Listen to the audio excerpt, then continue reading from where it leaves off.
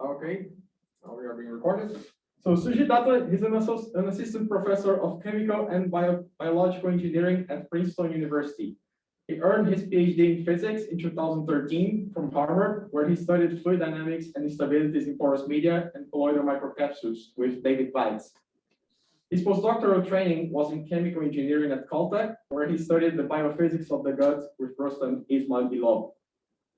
He joined Princeton in 2017, and his lab studies soft and living materials in complex settings, motivated by challenges like water remediation, carbon sequestration, oil and gas recovery, and targeted drug delivery. Professor Datta is the recipient of a number of awards, including the NSF Career Award, the 35 Under 35 Award given by the American Institute of Chemical Engineers, and also multiple commendations for outstanding teaching. So two of the collaborators of Professor Datta have also been on the tea time talks that we are co-organizing here. So I would also add here on the chat their talks, so you can check that out later if you like. So Professor Datta, the floor is yours. All right. Well, thank you all for being here. Thank you, Marcel, for the invitation and the introduction. Let me just put my slides up. Okay. Yeah, so thank you all for being here. It's really a great honor and pleasure for me to get to present in this seminar series and share some of our work with all of you. I should mention that as Marcel noted, for my PhD, in my PhD is when I started working on problems related to transport and flow in porous media. And I learned so much from reading the papers of all of you. And, I actively follow the research that it goes on at Pore Lab over the years. And it's really an honor for me to get to share some of what we've been doing with all of you. So thank you for being here. So as Marcel mentioned, I started here at Princeton a little under 4 years ago. And one of the areas that we've been very actively pursuing is in understanding how bacteria move in porous media. And that's what I'll tell you about today. But first, I wanted to just give you a brief overview of what we do in my lab more broadly. So as Marcel mentioned, our focus is on studying the dynamics of soft and living materials in complex spaces, complex and porous environments. And so we study everything ranging from fluids and immiscible fluid displacements to polymer solutions and gels, to colloidal dispersions and cellular communities and bacterial communities.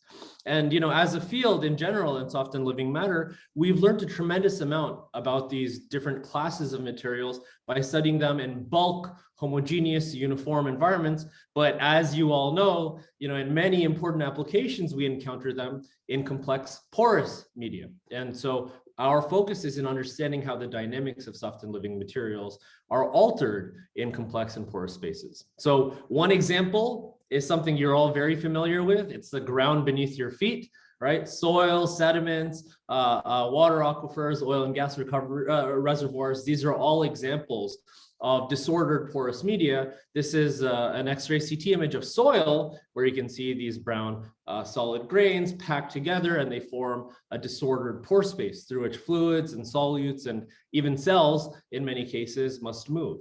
And those are the dynamics that we're interested in for a range of applications that you all are very familiar with: carbon sequestration, oil and gas recovery, filtration. And these are some of the applications that motivate the work that we do. Another example of a complex and porous environment that also motivates the work that we do is something else that you are all very familiar with. It's the gels and tissues in your own bodies, which are disordered macromolecular porous media, right? And so I always love to show this image just because it makes me happy. This is my 2-year-old daughter, Aiko, who, you can see here is a happy baby. She's smiling. She's doing what babies do best. She's slobbering all over the place, right? Not only is this process incredibly adorable, but it's also incredibly important for Aiko's health, because mucus, right, the stuff that comes out when you slobber all over the place, is a macromolecular polymer network whose porous mesh-like structure helps to regulate its function as a biological barrier against inhaled pathogens, against inhaled particulates. And so we're also interested in understanding how cells, how particles move through these porous macromolecular networks for applications in healthcare. So that's another big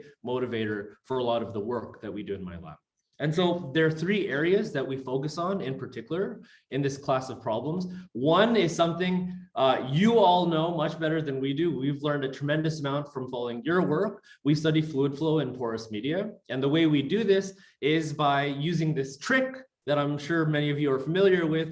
We make our own model 3D porous media by packing glass or polymer particles together. We sinter them together, and we use refractive index matching to actually visualize the flow by selectively labeling different components in 3D using confocal microscopy. So this is a movie of oil, that's the black stuff, displacing water, that's the bright regions, from a water wet medium deep inside in 3D, right? And you can see it goes through this distinctive fingering pathway. And by taking movies like this, we've been able to learn a tremendous amount about the underlying physics. And so in my PhD, I spent a lot of time studying immiscible fluid displacements in uniformly disordered porous media. More recently, we've been studying how structural heterogeneities, things like pore size gradients and strata of different permeabilities, impact the flow behavior, and they have a profound influence. Actually, my first PhD student just graduated, and she was heading up this project. We've also been studying how colloidal dispersions move through these disordered porous media. So how colloids can get stuck in tight pores, how they can redirect the flow, how they can get pushed through by hydrodynamic forces. And we've been able to visualize those coupled dynamics. So we actually just published a paper a few months ago in Science Advances where we showed some of the interesting physics that arises from those coupled dynamics. We've also been studying viscoelastic flows, so flows of high molecular weight elastic polymer solutions. As you all know, in many of these situations, the Reynolds numbers are always much less than 1, right? Inertia typically doesn't matter because the length scales are small. And so typically we expect that the flows are laminar and steady and unchanging in time. But it turns out that if you have an elastic polymer solution, which is often used in oil recovery or in groundwater remediation, turns out that the elasticity of the polymer can actually give rise to chaos in the flows, can give rise to flows that look like inertial turbulence, even though inertia doesn't play a role. This is an example of the flow within one of the pores in the macroscopic 3D porous medium, where you can see it's highly chaotic due to polymer stresses. And so by taking movies like this, we've been able to show that the transition to this elastic turbulence is a critical phenomenon, and that we've actually been able to relate the features of this flow to the macroscopic pressure drop. And so we have a paper that we put out on the archive a few weeks back reporting some of this work. We've also been studying deformable porous media, so things like porous microcapsules or hydrogels, where to deform the material, you have to force fluid through its pores. There's this coupling between the fluid flow and solid mechanics. And so we've, in the past, I've studied how that influences the buckling of microcapsules. More recently, my lab has been studying poroelastic networks of hydrogel particles, where we found, for example, that these networks can spontaneously self-heal just by tuning water fluxes in them. And we've also been studying how swellable and shrinkable porous media are altered when they're confined. So for example, if you take a hydrogel and swell it in confinement within a porous medium, how does that change its behavior? And that actually changes its behavior quite a bit. And then the third area that we focus on in my lab is what I'll tell you about today. It's in studying how bacteria move through porous media, right? And this work actually is motivated by some of the work I did in my postdoc. When I was a postdoc, I decided to switch fields and learn something completely new. And so I went to Caltech and I started studying the gut microbiome. I actually started doing surgery on mice and studying the guts of mice. And in studying those problems, I realized that even just basic questions like how quickly does a bacterium move through a porous medium, there aren't very good answers to those questions. And so my lab over the past few years has been studying how bacteria move, how they sense stimuli and bias their motion, how they grow in porous media. And I'll tell you about some of that work today. But first, I want to highlight the people who've made this work possible. All the experiments I'll tell you about were led by a very talented postdoc in my lab, Datta, who will be moving on to a faculty position in India in a few months. He's been working closely with Daniel Amchin and Jenna Ott, two very talented graduate students in my lab who led all the simulations. And we've been working closely with Ricard Alert-Zanon, who is a fellow at the Princeton Center for Theoretical Sciences and who's been working with us on the theory. And of course, we don't exist in a vacuum. We benefit tremendously from interactions with our colleagues, both here at Princeton and elsewhere. And I look forward to interacting with many of you. So our starting point of this story is the initial discovery of bacteria over 300 years ago by Anton van Leeuwenhoek. Van Leeuwenhoek was a Dutch microscopist who, he developed this microscope and he took a drop of pond water, looked at it under the microscope, and he reported what for him was, among all the marvels he had discovered in nature, the most marvelous of all. He reported seeing many thousands of living creatures, all alive in a little drop of water, moving among one another, right? Those were bacteria. And he sketched a picture of this. You can see since their initial discovery, the ability for many bacteria to be able to move and swim through liquid and self-propel has been one of their key characteristics, right? And so this was the first study of microbial motility. Actually, typically when people quote von Leeuwenhoek, they stop here, they just show this text. If you keep reading, I think it's actually kind of funny. He says, my method for seeing them, I do not impart to others, but I keep that for myself alone. So not only is this the first study of microbial motility, but it's what I would call one of the first examples of an incomplete method section. Needless to say, this observation has been replicated many, many times since, right? And it's culminated in our modern day understanding of how bacteria move through liquid. Today, I'll focus on E. coli, which is the canonical example of a swimming bacterium that really our modern day understanding has been set by Howard Berg's lab, where we now understand that these cells move through what's known as run-and-tumble motility. So these bacteria, the cell body, which is shown here in green, is like a little submarine. It's 2 microns long, half a micron in diameter, and it has these appendages on its surface, these helical appendages, which are known as flagella, that rotate. And when they rotate synchronously, they form a flagellar bundle that pushes the cell along a constant straight line path at a constant speed for around 2 seconds. That's known as a run. And then, due to the internal biochemistry of the cell, one or more of the flagella spins in the wrong direction. And that causes this bundle to splay out, which causes the cell body to reorient due to the hydrodynamic forces. And then the flagella quickly come back together and push the cell along another run in a different direction, right? This reorientation process is known as a tumble. And it's effectively instantaneous. Tumbles last 100 milliseconds, which is much shorter than the run, which is typically 2 seconds in length. And so what's beautiful about this picture is that over large length and time scales, this run and tumble process is a random walk. And because it's a random walk, you can use the diffusion equation to predict how E. coli spread out over large length and time scales in bulk liquid, right? Where the diffusion coefficient is given by the product of the run speed times the run length, right? And this is a very simple and elegant description that's been validated in many, many studies of E. coli and many other flagellated bacteria since. But most bacteria don't live in bulk liquid. They don't live in test tubes or in flat plates. They live in your body. They live in soil. They live in sediments, right? They inhabit tight, porous media. And so our question is simply, how is this picture altered when the bacteria are confined in a tight, porous medium, right? This is both fundamentally interesting in active matter, but also it's important in agriculture in understanding how microbes move toward and interact with plant roots. It's important in bioremediation if we want to use bacteria that sense contaminants, move toward them and degrade them in situ in polluted soils and sediments.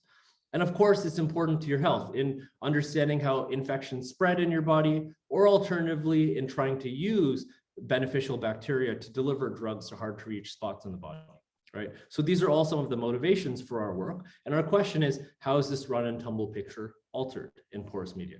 Now, of course, it's very difficult to actually visualize this in a 3D porous medium, but people have constructed models of this process. Actually, the simplest model, the simplest assumption you can make dates back to work by de, where de tried to model this process. And the idea is that in a porous medium, in a dense matrix, the bacteria collide with the walls. They're reoriented by collisions with the matrix, as well as their native reorientations, right? So they're still performing run and tumble motion, but now the runs are truncated. The cells bounce off the walls, right? And so the run length now is given by the pore size. The run speed is typically assumed to be unaltered, right? And so you can still calculate a diffusion coefficient. You can still make predictions, right? It's a really powerful assumption that you can make here. The problem is it often does not work very well. If you take a porous medium, put a suspension of motile bacteria at one end, measure how long it takes for them to swim through and reach the other end, and use those measurements to extract a diffusion coefficient. The measurements are typically 1 to 2 orders of magnitude lower than what you would predict from this simple picture, right? So we're missing something. And so this has been a puzzle for something like 2 decades. And so that's the puzzle that we set out to resolve by directly visualizing how bacteria move in 3D porous media. And so this is our experimental platform. I don't know if any of you played with ant farms when you were kids. Ant farms are essentially like Healy-Shaw cells, but for ants in soil. You can look at them from the side and you can watch them, you know, doing their, living their lives underground from the side. This is like our ant farm for bacteria. We can actually spy on what the individual cells are doing. What we do is we take biocompatible hydrogel particles, so cross-linked spheres of polymer that really like water. We take the dry granules, disperse them in whatever liquid cell culture medium you want to use. So we use a rich medium for E. coli. When you disperse them, the hydrogel particles swell up. If you add enough of them, they form a jammed packing, right? If you add more of the hydrogel particles, then they form a denser packing with tighter pores. If you add less of them, you get a looser packing with bigger pores, right? So this is a very simple way of tuning the pore size distribution of this porous medium. It forms a ball pit, essentially, around the cells. And so the internal mesh size of the hydrogel particles is between 40 and 100 nanometers. We've measured that. And that's important because that means for oxygen and nutrients, they don't even see the solid matrix. They can pass through unimpeded. But for the cells, the hydrogel packing is a solid matrix. The cells can't go into the hydrogel particles. They must move through the pores formed between the particles, right? And the forces exerted by the cellular swimming are not large enough to deform this matrix, right? We've measured that. And so that means this matrix acts like a solid collection of obstacles to the cells, right? So this platform really enables us to isolate the influence of physical confinement on cellular motility. And so we can map out the pore space structure by diffusing small tracer particles through, right? It's a highly tortuous pore space. Using these diffusion measurements, we can measure what the smallest pore dimension is, right? When the particles start to become confined, right? Here are 4 different porous media. These are the pore size distributions of 4 different porous media. The blue one is the loosest packing. It's near random close packing, where the pores are between 1 and 13 microns in size. As we add more and more hydrogel, you get a tighter and tighter packing, and this black one has pores with between 1 and 4 microns in size. And we've broadened this range since. So what's nice here is we can really tune very precisely the pore size distribution. And I want to draw your attention to this number here. This number is the mass fraction of the polymer that we use to form these hydrogel networks. It's always less than 1%. This system is over 99% water, right? It forms these solid matrices because the hydrogels are so highly swollen. And because the system is over 99% water, it's completely transparent. right? And so we can visualize what the cells are doing in 3D using confocal microscopy. And so that's what we do. So, when we developed this platform, the first thing that I asked Datta to do is I said, well, let's just disperse some fluorescent E. coli. So these are E. coli that are expressing GFP in their cell bodies constitutively all the time. Let's disperse them at a dilute concentration throughout the pore space, and let's just watch what they're doing. Are they exhibiting run and tumble motion? So that was the initial question. By the way, I should mention, if anyone has any questions, please feel free to just unmute yourself and ask away. I don't mind if people interrupt with questions. So here are the first movies, actually, that Datta took. Some of the first movies that Datta took of E. coli moving in these porous media. These are two separated cells. These videos are just going to loop. When Datta showed me these movies, I fell out of my chair. I was flabbergasted because these cells are clearly not performing run and tumble motion. I told you that in run and tumble motion, the reorientations, the tumbles are instantaneous. Right, a cell does a run and then another run and so on and so forth. Here, you can see that the cell moves, it hops, and then it gets stuck. And then you can see the cell body constantly reorients until the cell is able to get out again. And then it continues to move until it gets stuck again, right? And so it's hopping between tight spots of the porous medium where it gets transiently trapped. So we call this mode of motility hopping and trapping. Right? And so the cells are still trying to perform run and tumble motion. We haven't changed anything about their biology, but they can't because they're confined in this crowded environment. And so it manifests as this distinct mode of motility that we call hopping and trapping. And so we've characterized this in a lot of detail. We've looked at the mean square displacements of the cells. We've looked at all the statistics of this process. A lot of those details are in this Nature Communications paper from 2019, as well as we have a follow-up soft matter paper that has a lot of the details. So please take a look if you're interested. But I'll highlight two features of this process. So as these cells move, right, they move in steps that we call hops, and then they get stuck in these traps. So one question is, well, what sets the hopping length, right? Now, our hypothesis is that, well, for a cell to hop through the pore space, it's still trying to perform a run, but eventually it hits a wall, right? And so our hypothesis is that hops are simply truncated runs. And so for a cell to perform a hop, it has to find a straight line path in the pore space. And so we thought that the hopping length distribution should be set by the distribution of the length of the straight line paths that fit in the porous medium. And that actually has a name. That's known as the chord length distribution function. That's a standard metric for characterizing the structure of a porous medium. And in fact, my colleague Sal Torquato here has done a lot of work in calculating the chord length distribution function for many disordered media. And so we went down the street, we talked to Sal. Sal said, you have your 3D maps of the pore space, just use those to directly measure the chord length distribution function. And so that's what we did. And so these are the chord length distribution functions shown by the solid lines that we measured for 4 different porous media of 4 different mean pore sizes. As we make the pores tighter and tighter, right, the chords get shorter and shorter. But also what we see is that the hops get shorter and shorter. The hopping length distributions shown by the symbols agree very well with the chord length distribution functions. This is a log linear plot. And this upper bound here is actually half the typical run length in unconfined media. Right? So these are highly confining environments, right? So it looks like the hopping lengths are just set by the geometry of the porous medium. In fact, when we change the activity of the cells by changing temperature, we still see the same hopping length distributions. Hopping is just set by the geometry of the medium. And so what about trapping? What about this process where cells get stuck? So to understand that process, we visualize not just the cell body, which is in green, but we also labeled the flagella, which is what propels the cell along, right? This movie will loop. I think this is a really beautiful movie. Here, the flagella are shown in magenta.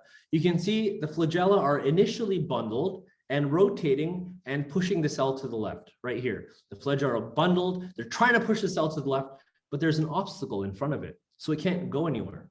And you can see as the flagella remain bundled, continue to rotate, right? The cell body is reorienting, it's moving around, right?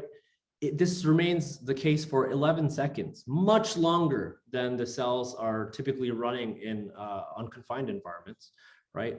So it looks like confinement is holding the flagella together. It's suppressing unbundling, but then at a certain point, the cell has the right orientation that enables the flagella to unbundle, rebundle somewhere else, and then the cell can continue to hop through the pore space, right? So trapping seems to be related to the competition between how tightly confined the cell is and how actively it's moving and trying to get out, right? And so this is a complicated process to model, but we decided to model it in the simplest possible way, right? And we were inspired by work people have done to model how polymer chains move through porous media. There's classic work where people have just looked at a large polymer trapped in a porous medium, right? And it's just moving around diffusively. For that polymer to be able to escape this trap and continue to move through the pore space, one of the two ends needs to be near an exit, right? And only then can it thermally diffuse through the pore space. It can escape this trap, right? Only certain configurations of this polymer enable it to escape. So this is like an entropic free energy well, right? This is an entropic trap. And so it turns out that you can model this as an activated process, activated by KT. So we said, well, for our cells, they're stuck in these tight spots, which are also like entropic traps, and they're continually trying to get out by changing their orientation. Maybe this is also an activated process. Of course, not activated by KT, thermal energy, but activated by the actual activity of the cell. In fact, when we do these experiments with mutants that are non-motile, they don't go anywhere. KT does not play a role in these experiments, right? These are all due to the self-propulsion of the cell. KT does not play a role over the timescales of our experiments. And so if we say that this is like an activated process, well, that's just for a single trap. In a porous medium, in a disordered medium, right, these trapping depths are all different depths, right? And so we were inspired by other work people have done studying the motion of thermally activated particles in disordered landscapes, where if in each well, right, the time it spends is given by this Arrhenius type relation, but the distribution of these well depths is exponential, which is often the case for many disordered media, and indeed is the case for our pore size distribution, then you expect a power law distribution of trapping durations, right? Where the exponent of that power law tail is given by the competition between KT, which is helping this particle get out of these traps, and the mean confinement depth of these well depths, right? And so we said, well, for our cells, maybe we have a similar picture where now we expect a power law where the exponent is given not by KT, but by the competition between the activity of the cell and how tightly confined it is.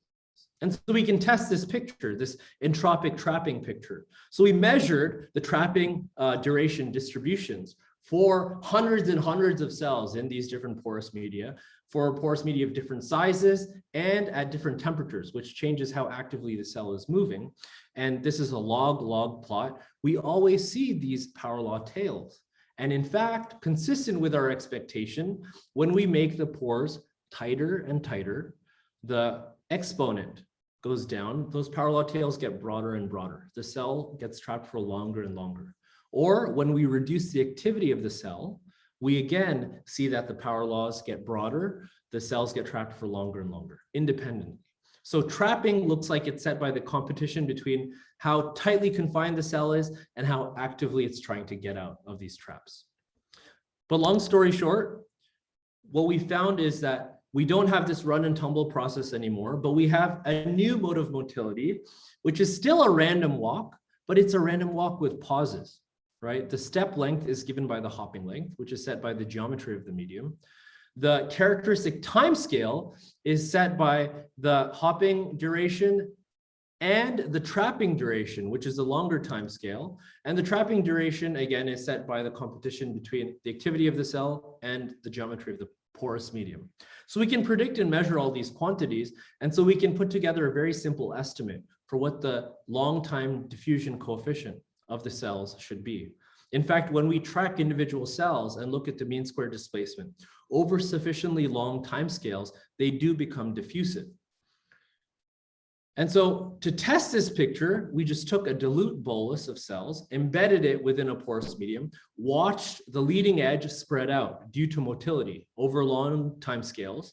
And from that, we can extract a diffusion coefficient. And so the measurements for 3 different porous media are shown on this y-axis.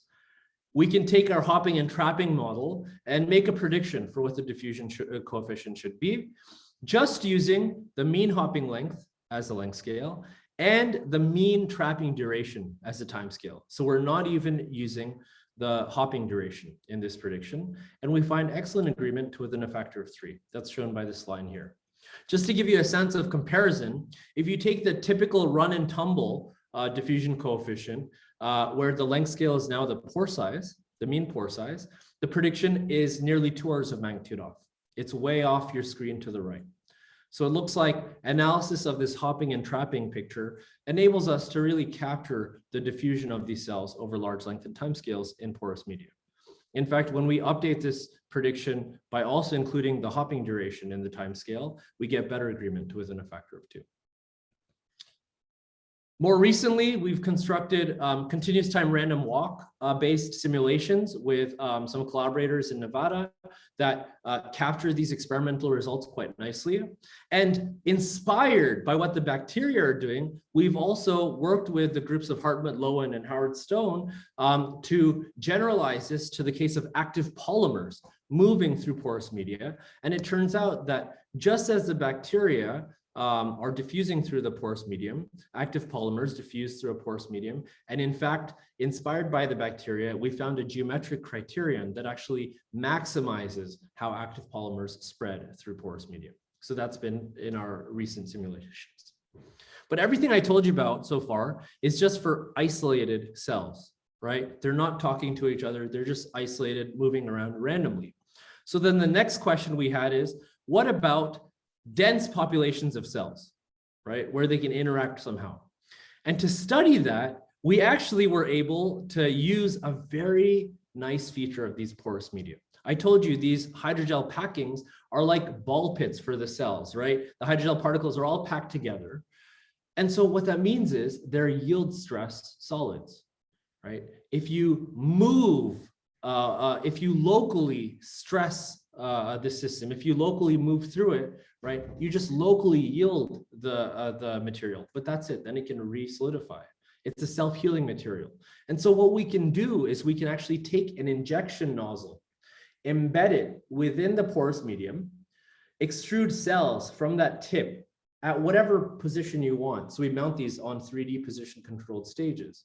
As this injection nozzle moves, right, it pushes aside the hydrogel particles, and then they repack around the injected cells, right? If the pores are too small, then they just hold the cells in place.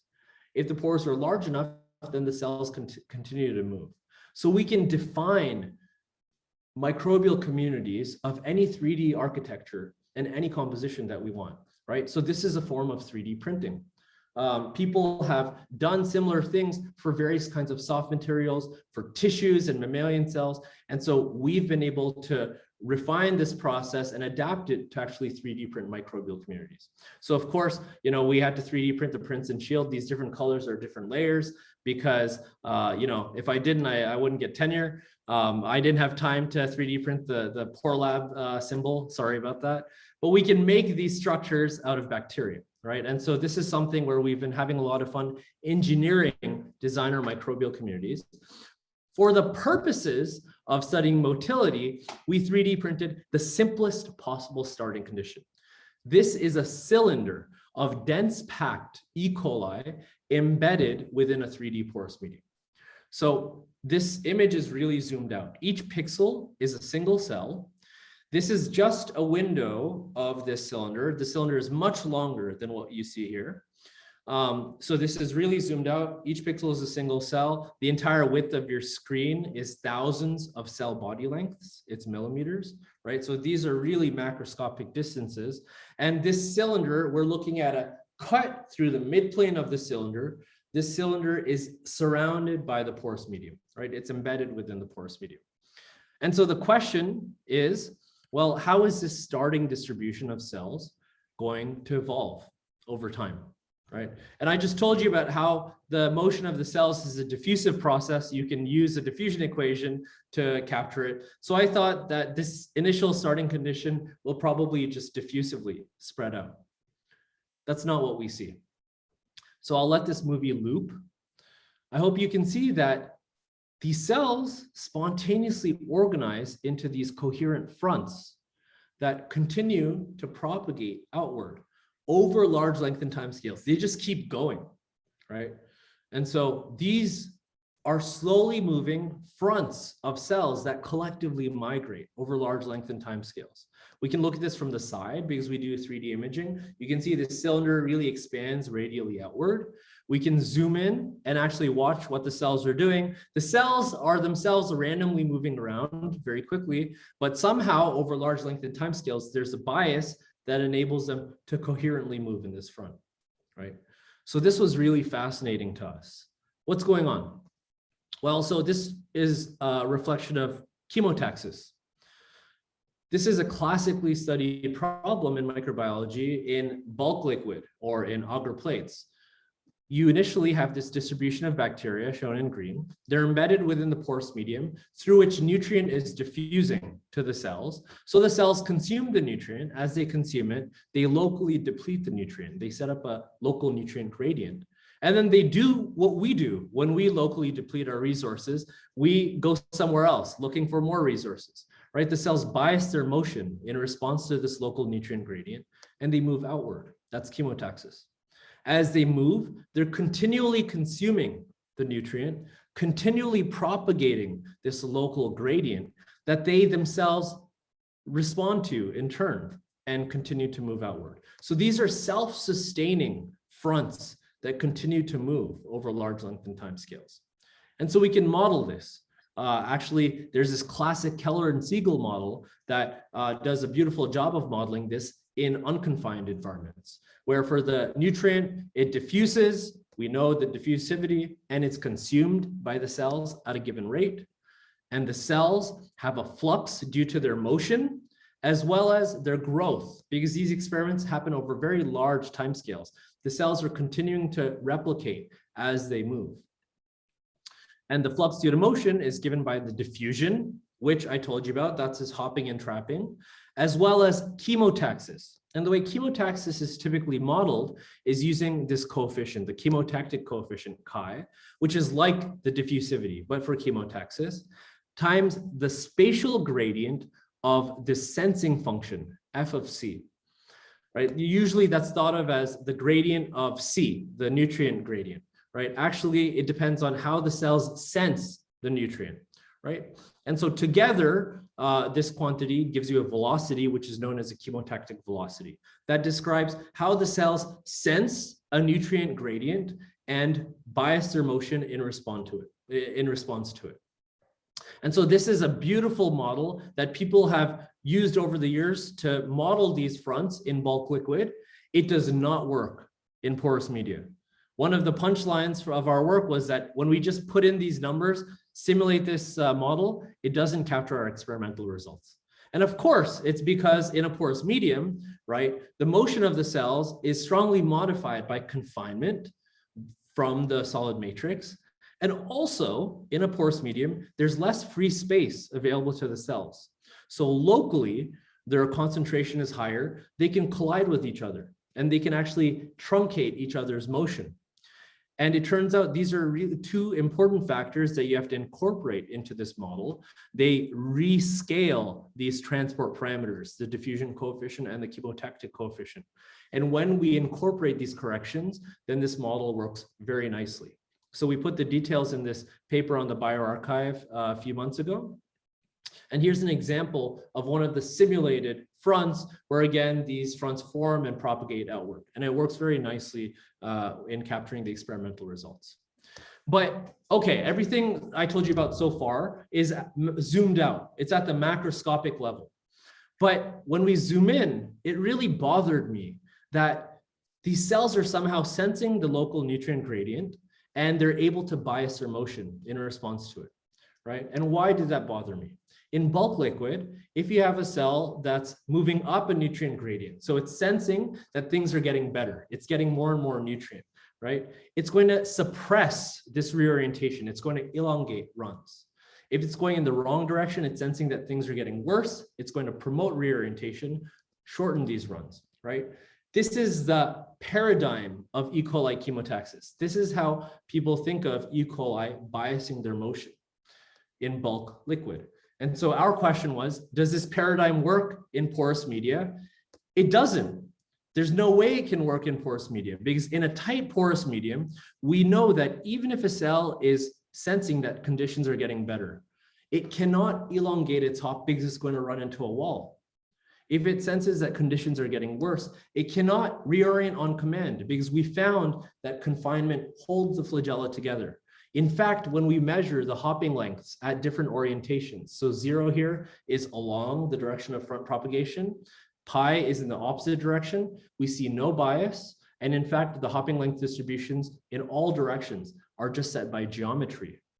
So this paradigm of E. coli chemotaxis, of bacterial chemotaxis, does not work for cells in porous media, in tight porous media. And so this really bothered us until we realized that actually microbiologists have documented a second mechanism by which these cells can bias their motion. It's by modulating how much they reorient by. So if a cell is going in the right direction, it's actually going to try to keep moving in the right direction. If it's going in the wrong direction, it's going to try to reorient more, right? In bulk liquid, this is actually a weak effect. It only contributes less than 1/3 of the overall flux. So microbiologists have been puzzled. Why should E. coli use multiple mechanisms to bias their motion when one seems to do most of the work, right? Why would they waste the energy? And the answer is that it enables them to direct their motion in more complex media. In porous media, the supposed primary mechanism of chemotaxis doesn't work. And so this mechanism is how they bias their motion. And to test that, we measured the probability of hopping at different orientations. We consistently always see a slight bias up the gradient. And in fact, when we take the data from hundreds of cells in many different porous media, we always see and compute the contribution of this slight bias to the overall flux.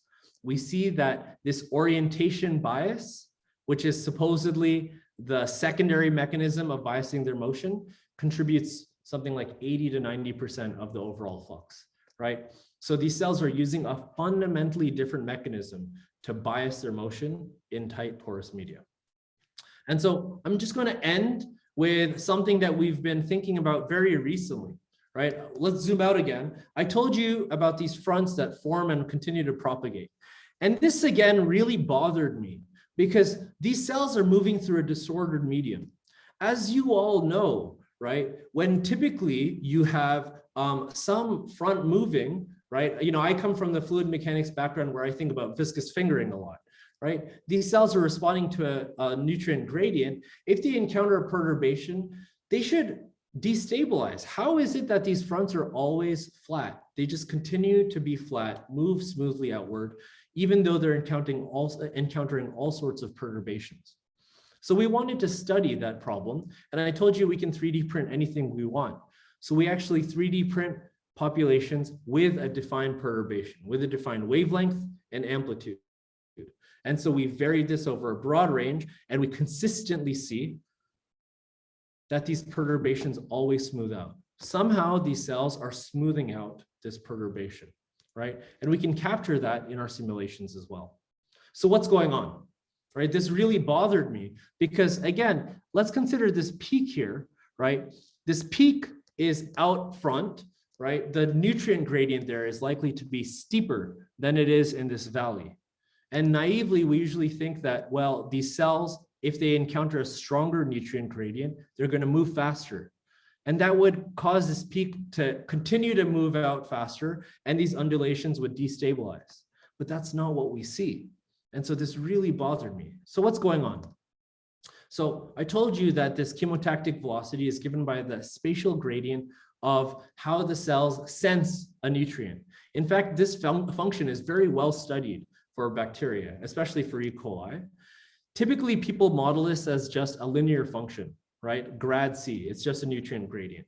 That is true at low nutrient concentrations, but at high nutrient concentrations, it actually plateaus, right? This is known as logarithmic sensing. Basically, at high nutrient concentrations, the cells get oversaturated and they can't sense nutrient as well anymore. In fact, if you expand this gradient as grad C, the spatial gradient of the nutrient, times f prime of C, the slope of the sensing function, in the spirit of linear response theory, right, this grad C is the driving force that forces these cells to bias their motion, and f prime C is how they respond to this forcing, right? And you can see here that this response goes down as the amount of nutrient goes up. They get oversaturated. So the way to think about this is, say you want McDonald's and you're in a food court and you're blindfolded. No matter how badly you want McDonald's, you won't be able to bias your motion and find the McDonald's because you're oversaturated with all sorts of stimuli, right? No matter how strong the forcing, if you're exposed to too much nutrient, you're oversaturated. You can't respond effectively. Whereas if you're in a desert, blindfolded, you kind of only want McDonald's a bit, but you can smell it. You will be able to bias your motion to that McDonald's, no problem, right? And so this was our hypothesis, and we can test it just by looking at the nutrient levels. And indeed, you can see at these peaks, the spacing between these two contours is smaller. The nutrient gradient is steeper. That means there is a stronger forcing there and a weaker forcing here, as we kind of intuitively thought initially. But that doesn't destabilize these, because you'll see these cells are exposed to a higher nutrient level. You can see this contour is here, where these cells are behind this contour here. These cells are oversaturated compared to the cells in the valleys. And so these have a weaker response and these have a stronger response. And when we put in the actual numbers, we find that indeed the weaker response here dominates, the stronger response here dominates, and it enables these valleys to catch up with these peaks. And that, in fact, sets the time scale over which these undulations smooth out. And so the punchline here is really surprising to us. This fundamental limitation on how single cells sense nutrients has important consequences for the overall population morphology, right? And that really was very surprising. So somehow we were able to learn some biology from these transport type studies. And so with that, I'm going to conclude by just saying that everything I told you about was for cells that can swim through the pore space. But what happens when you make the pores so small that the cells can't swim anymore? They still have access to nutrients. They're still stuck in the porous medium, right? In that case, the cells are stuck, but they can continue to push their progeny outward into the neighboring pores, right? They can continue to consume nutrient, grow, push their progeny outward. And in that case, we see a very abrupt transitioning from this smoothing to fractal-like roughening, right? Which is analogous to roughening processes, surface roughening processes that people have seen in many other non-living systems. This is an active analog of that, and we're starting to tease out the physics of this process, and that's some of our more recent work. So with that, I'm going to conclude. If there's one take-home message you take from this talk, it's simply that confinement in a porous medium fundamentally changes how bacteria move. Right? We found that individual cells exhibit this new mode of motility, hopping and trapping, which we can actually connect to how the cells diffuse out over large length and time scales. And we've been able to show how chemotaxis, how the cell's bias or motion is fundamentally altered, and how the cells sense nutrient has profound consequences for their overall shape.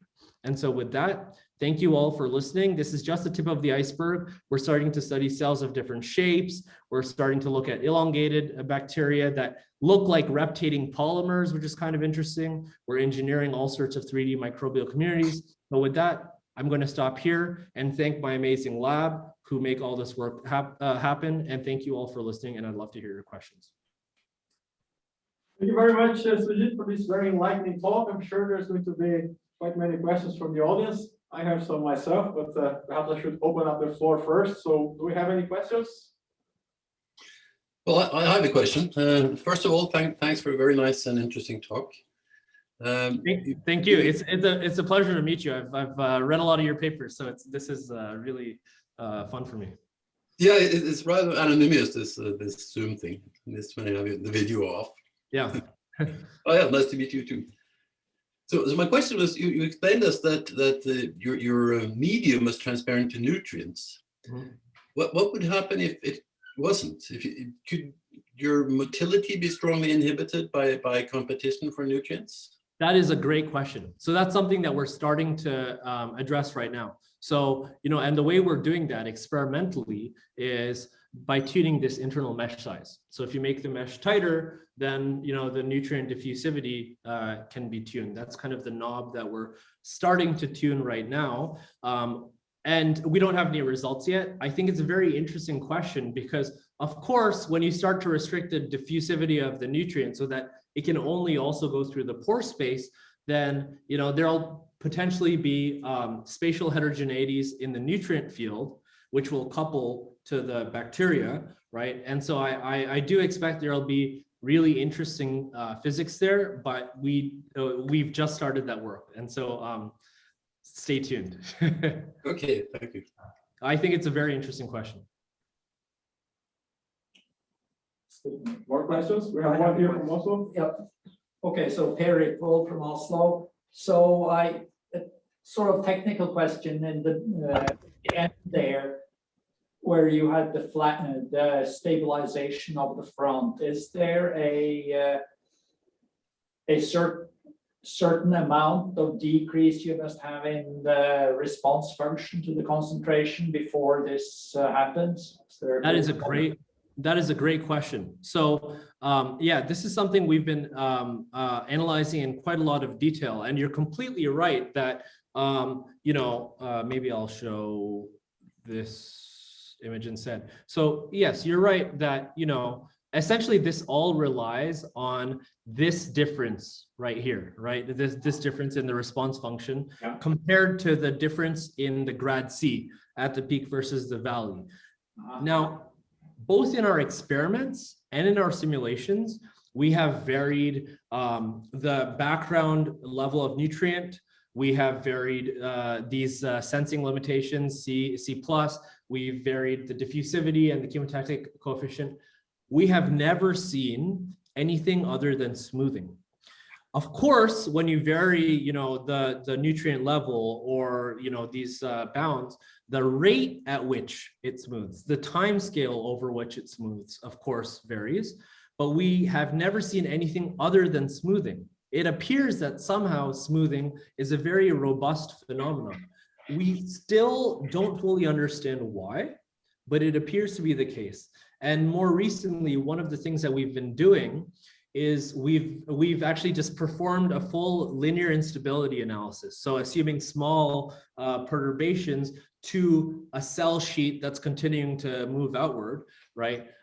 We just did that linear stability analysis, and you can get your dispersion relations for when undulations destabilize or stabilize.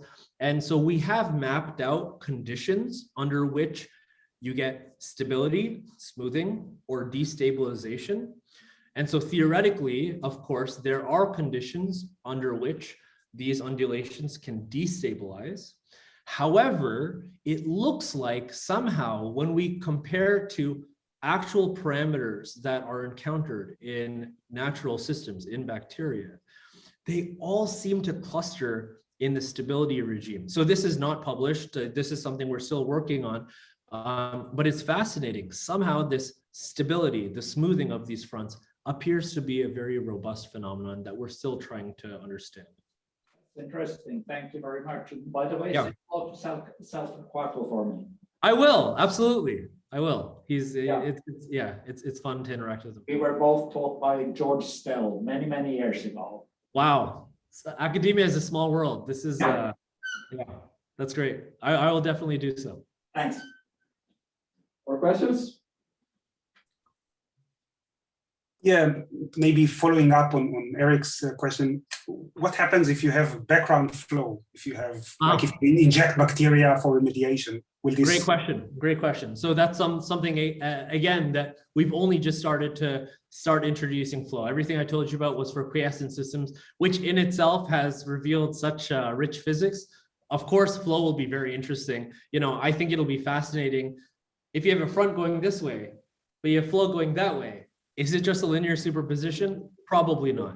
If it was, that would be okay. That would be great, but that would be kind of boring. That's something that I think will be very interesting. I have no answers to that yet, but that's why I mentioned this is just the tip of the iceberg. I think there are many directions to go here. Yeah, it's a good question. Thanks. We have more questions? I have a couple myself. So first of all, in the video where you showed the first 3D printed example, cylinder in the middle, and then it spreads like this. Yep. You have a shadow in the middle that was disappearing. What is that? Is this like the out of plane part of the bacteria? No, and good eye. So let me throw that up on the screen. A very good eye. So you're referring to these ones disappear, right? So this is actually very interesting. So let me pause that movie. Excellent eye, Marcel. So let me pause it right there. So you can see there are cells that are frozen in place there, right? But somehow they fade away. And what that is, and so we've actually characterized that in quite a lot of depth. We can go in afterwards. So here, it looks like there are no cells. We can go in and actually take cells out. There are cells there. The reason why these fade away is because, so remember, this is a cylinder embedded in 3D. Everything that people typically do is in 2D, right? Here in 3D, so, you know, you have this cylinder that's expanding radially outward. As this cylinder expands, right, the cells are consuming nutrient. They're also consuming oxygen. Now, the way we're visualizing them is they're expressing GFP, green fluorescent protein, that only fluoresces in oxic conditions. If it's anoxic, the protein doesn't fold, right? And so what you're seeing here is a reflection of the fact that these cells are oxygen deprived, right? So as these fronts are radially moving outward, right, they are shedding cells behind them. We're only visualizing the metabolically active front. Everything behind them is oxygen depleted and eventually loses fluorescence. And in fact, using the experimental, we've characterized that process, that loss of fluorescence in the experiments due to oxygen depletion. And so I showed you this movie, for example. You can see that it also loses fluorescence here. That's because we hard code that feature into the simulations as well, that whenever they lose oxygen after a time lag, which we measured to be on the order of half an hour, they lose fluorescence exponentially. And so that's just a feature of the fluorescence that the cells are, the fluorescent protein that the cells are expressing. Does that address your question, Marcel? Yes. I have a couple of other questions too. I just want to say, so it's 1 hour now of the talk, and I asked the Sujit before if it could stay a little bit longer for the ones that would like to discuss for a bit more, for some minutes more. But for the ones that have other obligations and so on, you should just feel free. It's not rude to to leave the talk or anything. And thank you all once again for this opportunity and for your great questions. Yes, thank you for joining. Many of us have benefited a lot. So I have one question. So whenever you see something like that looks like random walk, but with some stops along the way, it makes me think a little bit of these Levi walks. Yep. People connect to motion of like birds hunting for food that goes from here, from there, and then it hunts a little bit for food from there, and suddenly it's depleted and goes somewhere else. But this is something else, right? Because it's not moving a little bit in those zones, it's really trapped. You have this trapping part. But is there any similarity between the statistics of these Levi walks and the things that you are seeing? So yes, so the short answer is, and you all probably understand this much better than I do, but these are levee walks. Part of it is just a nomenclature thing. There are definitions of levee walks based on, let's say the duration, the distribution, the time it spends trapped has to follow a certain distribution. For example, there are different classes of models where the step lengths have a certain distribution, the trapping durations have a certain distribution, but so that's why more generally I just call this a random walk with pauses, or a continuous time random walk is a formulation that you can use to model this, but this is a levee walk in several ways, and it is connected to what you just mentioned. Birds forage and they stop and then they keep going. Yeah, we haven't explored those connections very deeply, but I do think it is a levee walk. Right.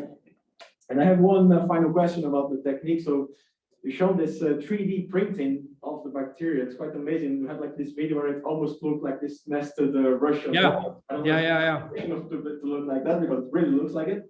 But I was wondering, so you had like the needle and the tip of the needle from one of your videos there, it's much shorter than the body of the needle itself. But as the needle is moving along, the body of the needle is kind of bothering with the gel around, right? So doesn't that kind of transfer stress to the part that you have already printed? Can you? Yeah, that's good. That's a good question. So what we use in our printing is we use, and this is a trick that I actually learned from my microfluidics days. So, when you do glass capillary microfluidics, one of the things you can do is take glass capillaries, heat them up and pull them. And when you pull them, they form this really thin kind of tip where the inner diameter is on the order of tens of micrometers. So we use these pulled capillaries. They're these long, thin capillaries that we use. And for the experiments that we've done, actually the length of that, thin, skinny region is of order of the height of the porous media that we use. And so really, you're kind of just 3D printing like this. And basically wherever the nozzle is touching the gel, then it's locally yielding the material. But, if you're 3D printing, from the bottom up, for example, then the stuff that you printed remains unperturbed throughout the 3D printing process.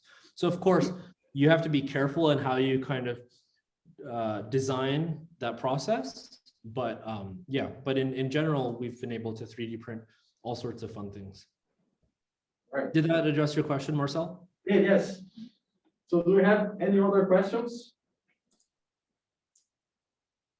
If not, I just want to remind again that if you are interested in more of this, there are 2 talks given by the collaborators of Professor Datta on the tea time talks. So I've put the links there on the chat now of Zoom.